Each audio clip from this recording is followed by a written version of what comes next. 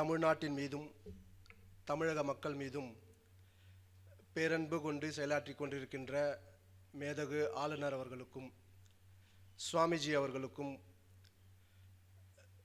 திரு நல்லி குப்புசாமி செட்டியார் ஐயா அவர்களுக்கும் principal sir அவர்களுக்கும் ஜெய்பீம் கலந்த என் முதற்கண் வணக்கத்தை தெரிவித்துக் கொள்கிறேன். இந்த தேசம் ஒரே தேசமாக இருந்திருக்கிறதா அப்படின்னு சொன்னால் பல பேர் ஆங்கிலேயர்கள் உட்பட நாம் கூட என்ன நினச்சிட்டு இருக்கோம், புவியியல் ரீதியாக நாம் ஒன்றுபட்டிருக்கிறோம் அப்படின்னு நம்ம படிச்சுட்டு இருக்கோம். நாம் சாமி விவேகானந்தர் அதற்கு ஒரு அர்த்தம், ஒரு நீண்ட டெஃபினிஷன் கொடுத்துருக்கார். இந்த தேசம் எப்படி ஒரே தேசமாக இருந்திருக்கிறது அப்படின்னு சொல்லி நாம் பழைய வரலாறு படித்திருப்போம். நாம் 56 தேசங்களாக நாம் பிரிந்திருந்தோம் அப்படின்னு சொல்லியிருப்போம். அப்போ நம்ம புவியியல் ரீதியாக ஒன்றுபட்டு இருக்கவில்லை. மொழியால் நம்ம ஒன்றுபட்டு இருக்கிறோமா அப்படின்னு சொன்னால் இல்லை. ஒவ்வொரு மாநிலத்திற்கும் ஒவ்வொரு மொழி இருக்கிறது. உணவால் ஒன்றுபட்டு இருக்கிறோமா அப்படின்னு சொன்னால் தமிழ்நாட்டில் நாம் அரிசி சாப்பிடுகிறோம். நீங்கள் பஞ்சாபில் போனால் கோதுமை சாப்பிடுவாங்க. ஒவ்வொரு மாநிலத்திற்கும் ஒவ்வொரு உணவு இருக்கிறது. அதனால் உணவால் நாம் ஒன்றுபட்டு இருக்கவில்லை. கலையால் ஒன்றுபட்டு இருக்கிறோமா அப்படின்னு சொன்னால் ஒவ்வொரு மாநிலத்திற்கும் ஒவ்வொரு கலை இருக்கிறது. அதனால் கலையால் கூட நம்ம ஒன்றுபட்டு இருக்கவில்லை. உடையால் ஒன்றுபட்டு இருக்கிறோமா அப்படின்னு சொன்னால் உடையால் கூட நம்ம ஒன்றுபட்டு இருக்கவில்லை.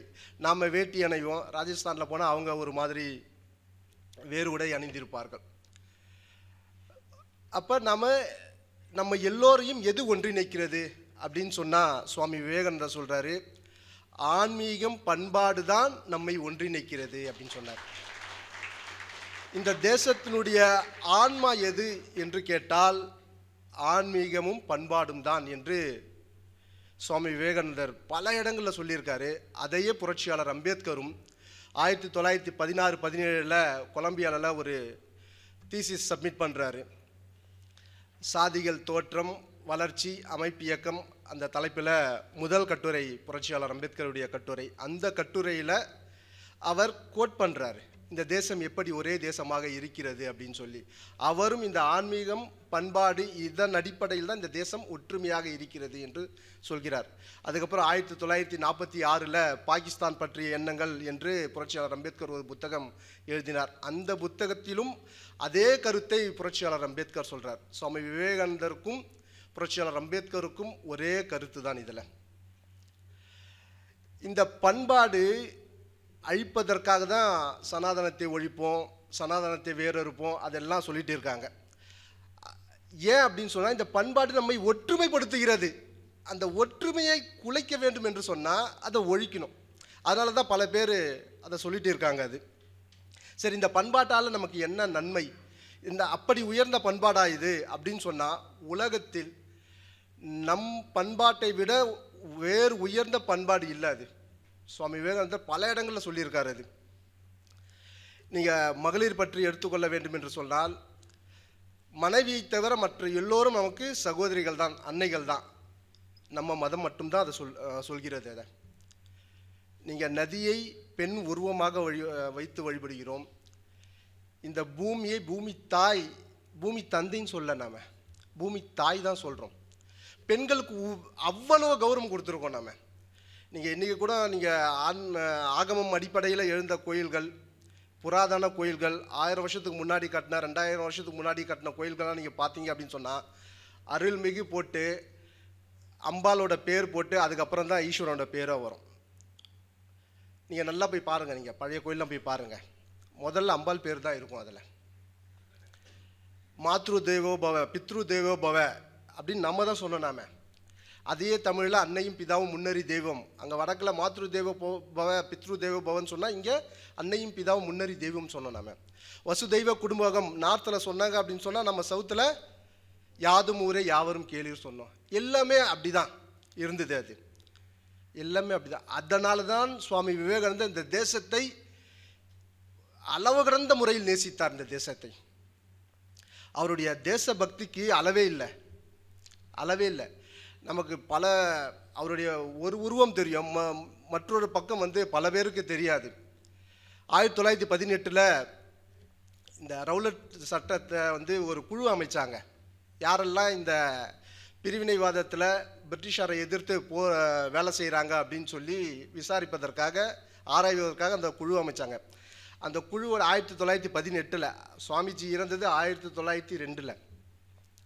இந்த 18 அவங்க அந்த குழு அறிக்கையில் என்ன சொல்லுது அப்படின்னு சொன்னால், இந்த போராடக்கூடிய இந்த குழுக்கள், போராளிகள் இருக்காங்களா, இவங்களாம் எதில் இருந்து உத்வேகம் பெற்றார்கள் என்று சொன்னால், சுவாமி விவேகானந்தர் பிரச்சாரம் செய்தார் இல்லையா, அதிலிருந்து இவர்கள் உத்வேகம் பெற்றிருக்கிறார்கள்.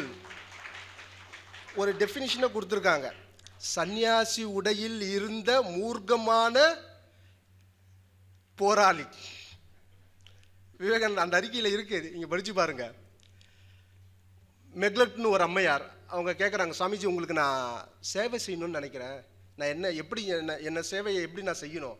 பாரதத்தை நேசி, அப்படிதான் சொல்றாரு அவர். அவ்வளவு தேசபக்தி கொண்ட சுவாமி விவேகானந்தர்கிட்ட விவேகானந்தர் திருவனந்தபுரம் போகிறார்.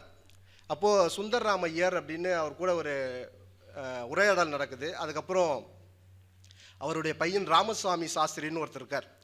ராமசாமி சாஸ்திரி கேட்குறாரு, தேசபக்தினா என்ன சுவாமிஜி அப்படின்னு கேட்குறாரு.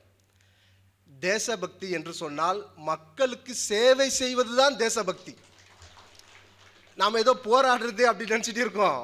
இல்லை, அவர் பல இடங்களில் சொல்லியிருக்கார், தேசபக்தி என்று சொன்னால் மக்களுக்கு சேவை செய்வது தான் தேசபக்தி.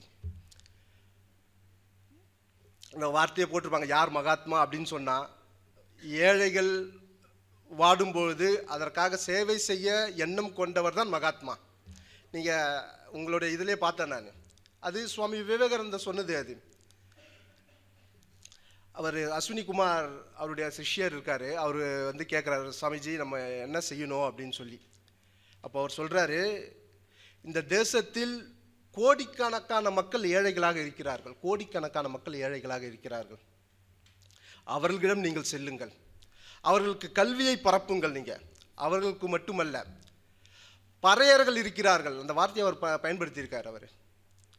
அவர்களிடம் நீங்கள் செல்லுங்கள், தோட்டிகளிடம் நீங்கள் செல்லுங்கள், சலவைக்காரர்களிடம் நீங்கள் செல்லுங்கள். நீங்கள் உயர் குலத்தவர்கள் என்று சொல்வதை நீங்கள் விட்டு விடுங்கள் என்று சொல்றார் அவர். இந்த சேவை யாருக்கு தேவைப்படுகிறது என்று சொன்னால், தோட்டிகளுக்கும் பறையர்களுக்கும் சலவை தொழிலாளிகளுக்கும், சேரில் இறங்கி கந்தல் துணியை அணிந்து கொண்டு விவசாயம் பார்த்து கொண்டிருக்கின்ற ஏழை விவசாயிகளுக்கும் நம்முடைய சேவை பயன்படுகிறது என்று சுவாமி விவேகானந்தர் சொல்கிறார். அதனால தான் நீங்கள் பார்த்தீங்க அப்படி சொன்னால், இந்திய வரலாற்றில் நாம் ஒவ்வொரு மடங்கள் வந்து தனித்தனி அளவில் சின்ன சின்னதாக சேவைகள் செஞ்சுட்டு இருந்தாங்க. சத்திரங்கள் கட்டுவது, நான் பார்த்துருக்கேன், 500 வருஷம் முன்னாடி சத்திரங்கள் இன்னும் கூட செயல்பட்டுருக்கு திருச்சியில். இந்த மாதிரி இந்தியா முழுக்க இருக்குது சத்திரங்கள். ஒரு ஆர்கனைஸ்டாக செஞ்ச முதல் துறவி சுவாமி விவேகானந்தா சேவையில். ஆர்கனைஸ்டாக, அதுக்கு முன்னாடி பர்சனலாக செஞ்சுட்டு இருப்பாங்க, சின்ன சின்னதாக செஞ்சுட்டு இருப்பாங்க, பெரிய லெவலில். அதனால தான் புரட்சியாளர் அம்பேத்கர் வந்து ஒரு புக்கில் சொல்கிறாரு, எனக்குள்ள அவர் பௌத்தத்தை பற்றி சொல்லும்போது எப்படி கட்டமைக்கணும் பௌத்தத்தை அப்படின்னு சொல்லும்போது சொல்கிறாரு, சமூக சேவை அப்படின்னு சொன்ன உடனேயே எந்த அமைப்பு எனக்கு ஞாபகம் வருதுன்னு சொன்னால், ராமகிருஷ்ண மடம் தான் எனக்கு ஞாபகத்தில் வருகிறது. புரட்சியாளர் அம்பேத்கர் எழுதியிருக்காரு. அப்போ நான் எந்த அளவிற்கு சுவாமி விவேகானந்தருடைய சேவையை ராமகிருஷ்ண மடம் வந்து கிறிஸ்தவ சேவையை விட, நீங்கள் நினச்சி பாருங்கள், அந்த காலத்தில் நம்ம இன்றைக்கி கூட நினச்சிட்டு இருக்கோம், நாம் கிறிஸ்துவ அமைப்புகள் தான் அதிகமாக செஞ்சுட்டு இருக்கு அப்படின்னு சொல்லி. நான் வந்து இந்தியா முழுக்க 3வது முறையாக இந்தியாவே சுற்றிட்டு வரேன். நான் 3வது முறை இந்தியாவே சுற்றிட்டு இருக்கேன். நான் சிறப்புஞ்சி போனேன் 2021 சிறப்புஞ்சி லாஸ்ட்டாக இருக்க அந்த மலை உச்சியில் இருக்க போனேன். ராமகிருஷ்ண மடத்தோட பள்ளிக்கூடம் இருக்குங்க அங்கே. எனக்கு ரொம்ப ஆச்சரியம், எனக்கு ரொம்ப ஆச்சரியம்.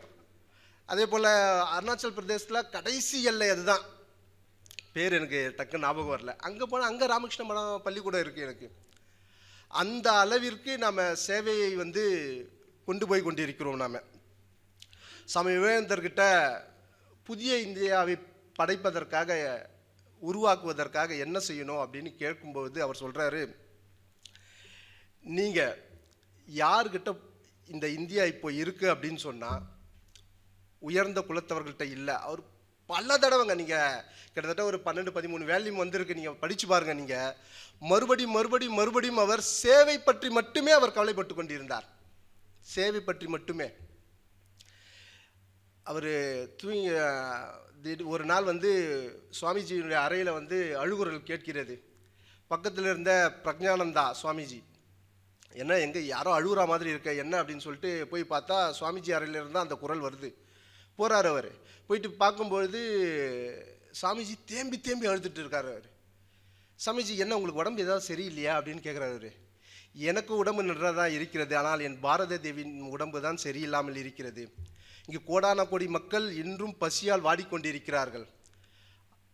நாம் என்ன செய்வதென்று தெரியாமல் நாம் விழித்து கொண்டிருக்கிறோம். அதனால் அவர்களுக்கு தான் நாம் முதல்ல சேவை செய்யணும். அவர் பல இடங்களில் சொல்கிறது, அவர்,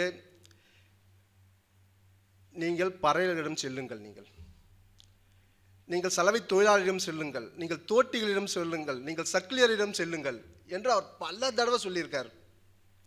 அந்த அடிப்படையில் தான் இந்த நேஷனல் கமிஷன் ஃபார் சஃபாய் கர்மச்சாரிஸ், தூய்மை பணியாளர் ஆணையம் அப்படின்னு ஒன்று தேசிய லெவலில் இயங்கிக்கிட்டு இருக்குது. ஒரு கான்ஸ்டியூஷனல் பாடி அது. அதோட சேர்மனாக இருக்கேன் நான். 2வது முறையாக சேர்மனாக ஆகிட்ட உடனே பிரைம் மினிஸ்டரை சந்திக்கக்கூடிய வாய்ப்பு எனக்கு கிடைச்சிது. அவங்க என்ன சொல்லியிருந்தாங்க, ஒரு 5 நிமிஷம் வந்து பார்ப்பதற்காக டைம் கொடுத்தாங்க. பிரைம் மினிஸ்டரே கூப்பிட்டுருந்தார் எங்களை. சேர்மன் வரணும், வைஸ் சேர்மன் வரணும் அப்படின்னு சொல்லியிருந்தாங்க. அதே போல் எஸ்சி கமிஷன் சேர்மன், வைஸ் சேர்மன்லாம் வரணும் அப்படின்னு சொல்லியிருந்தாங்க. அப்போது நான் வந்து எங்கள் ஐஏஎஸ் ஆஃபீஸர் வந்து என்னுடைய செக்ரட்டரி, அவர்கிட்ட கேட்டேன் எவ்வளோ நிமிஷம் கொடுத்துருக்காங்க அப்படின்னு சொல்லி. 2 நிமிஷம் முடிச்சு, எவ்வளோ நிமிஷம் கொடுத்துருக்கும் போது 5 நிமிஷம் கொடுத்துருக்காங்க சார் அப்படின்னு சொன்னாங்க. சரி சார், நீங்கள் கமிஷனை பற்றி ஒரு ரிப்போர்ட் ஒன்று ரெடி பண்ணி கொடுங்க அப்படின்னு சொன்னேன். இல்லை சார், அறிமுகத்துக்காக தான் கூப்பிட்டுருக்காங்க, 2வது வாட்டி பொறுப்பேற்றிருக்கீங்க இல்லையா, 5 நிமிஷம் தான் கொடுத்துருக்காங்க, 4 பேரை கூப்பிட்டுருக்காங்க, ஆளுக்கு 1 நிமிஷம் அறிமுகம்லாம் முடிஞ்சிடும் சார் அப்படின்னு சொன்னாங்க. நான் சொன்னேன், நான் 4-5 தடவை நான் பிரைம் மினிஸ்டரை பார்த்துருக்கேன் பர்சனலாக. அவர் போனால் கேள்விலாம் கேட்காம விட மாட்டாருங்க. ஏதாவது ஒரு கேள்வி கேட்பார், நீங்கள் ரெடி பண்ணி கொடுங்க அப்படின்னு சொன்னால் உடனே ரெடி பண்ணி கொடுத்துட்டாங்க. ஒரு 4 பக்கத்துக்கு அறையில் போய் உட்காந்துட்டோம். 6 மணிக்கு பிரைம் மினிஸ்டர் வந்தார். வந்து உங்களை அறிமுகப்படுத்திங்க அப்படின்னு சொன்னார். 4 பேர் அறிமுகப்படுத்திக்கிட்டோம். 5 நிமிஷம் போயிடுச்சு, முடிஞ்சிடும் அப்படின்னு நினச்சோம். கேள்வி கேட்க ஆரம்பித்தார். நீங்கள் சொன்னால் நம்ப மாட்டீங்க, எங்களுக்கு கொடுத்தது 5 நிமிஷங்க. ஆனால் 1.5 மணி நேரம் எங்ககிட்ட பேசினார். 1.5 மணி நேரம் முழுக்க இந்த தூய்மை பணியாளர் பற்றி மட்டுமே பேசினார். சுவாமி விவேகானந்தர் சொன்னார் இல்லையா, நீங்கள் சக்கிலியரிடம் செல்லுங்கள், தோட்டிகளிடம் செல்லுங்கள் அப்படின்னு சொல்லி. அதையே பிரைம் மினிஸ்டர் வந்து எங்களுக்கு சொன்னார். அவர், நீங்கள் அவங்கக்கிட்ட அதிகமாக வேலை செய்யணும். நீங்கள் அப்போ அவர் கேட்டார், நீங்கள் எங்கே போய் தங்குவீங்கன்னு கேட்டார். நீங்கள் ரிவ்யூ மீட்டிங்லாம் போகும்போது எங்கே தங்குவீங்க கேட்கும்பொழுது நாங்கள் சொன்னோம், கவர்மெண்ட் கெஸ்ட் ஹவுஸில் தங்குவோம் சார் அப்படின்னோம். கவர்மெண்ட் கெஸ்ட் ஹவுஸில் தங்கினா அவங்களுடைய பிரச்சனை நீங்கள் எப்படி புரிஞ்சுப்பீங்க? மாதத்தில் 4 நாள் அவங்க எங்கே பகுதியில் வசிக்கிறாங்களோ அவங்க இடத்துல போய் நீங்கள் வசிக்கணும். நீங்கள் ஒரு நாள் அவங்க கூட போய் தங்குங்க, அப்போ தான் அவங்களுடைய நீங்கள் பிரச்சனையை புரிஞ்சிக்க முடியும் அப்படின்னார். அந்த மாதிரி அவர் ஒவ்வொரு கேள்வி கேட்டு 1.5 மணி நேரம் பேசினார் அவர். இன்றைக்கு இந்த சமூக சேவை இந்த துறையும் கூட தூய்மை பணியாளர் நலன் விஷயத்தில் நீங்கள் கவனம் கொடுக்க வேண்டும் என்று சொல்லி வாய்ப்பு கொடுத்தவங்கள் அத்தனை பேருக்கும் நன்றி கூறி விடைபெறுகிறேன். நன்றி, வணக்கம்.